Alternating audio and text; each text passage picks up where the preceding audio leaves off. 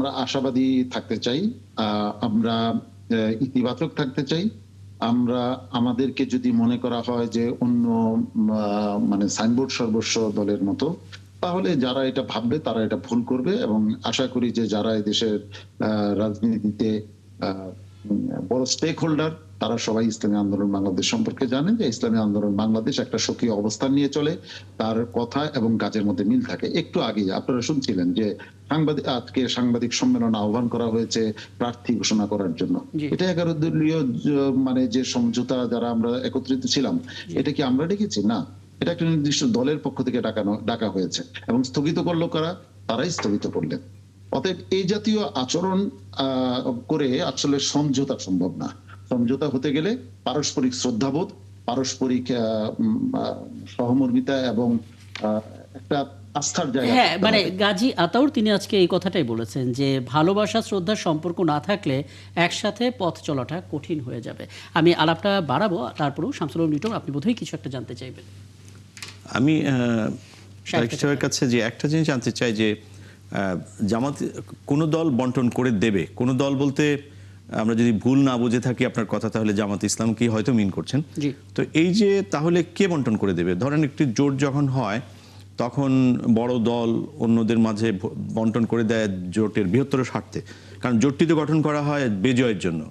কোনো জোট যদি বিজয়ের জন্য, বিজয়ের যে সমস্ত বাধা আছে সংখ্যানুপাতে, যদি 300 আসনের জন্য যদি 600 জনকে বাছাই করে এবং আপনাদের সবার মিলে হয়তো ইতিমধ্যে 800 হয়ে যাবে, কারণ কেউ 246, কেউ 180 এভাবে মনোনয়ন জমা দিয়েছেন, তো কেউ না কেউ বন্টন করবে। তাহলে বড় দল, আপনি কি তাহলে জামাত ইসলামকে বড় দল মনে করছেন না, অথবা মনে করছেন যে আপনাদের আন্দোলন যে দলটি আছে সেটি হচ্ছে সবচেয়ে বড় দল?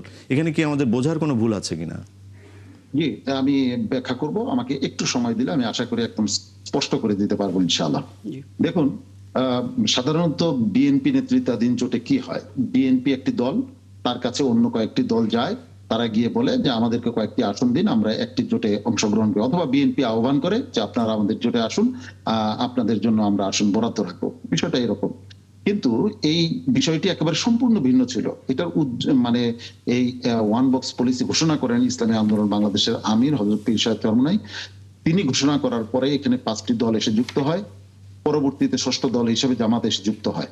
এখানে প্রথমেই এই আসন বন্টনের ব্যাপারে একটা নীতিমালা ধার্য করা হয়। সেই নীতিমালাটা ছিল কি? নীতিমালাটা ছিল যে এই যে সমস্ত দলগুলি মিলে এই সমঝোতাটা হচ্ছে, সেই দলের যারা সিনিয়র নেতা রয়েছেন তাদের জন্য আসন আমরা রাখবো, এবং বাকি আসনগুলি নিয়ে আমরা টেবিলে বসবো।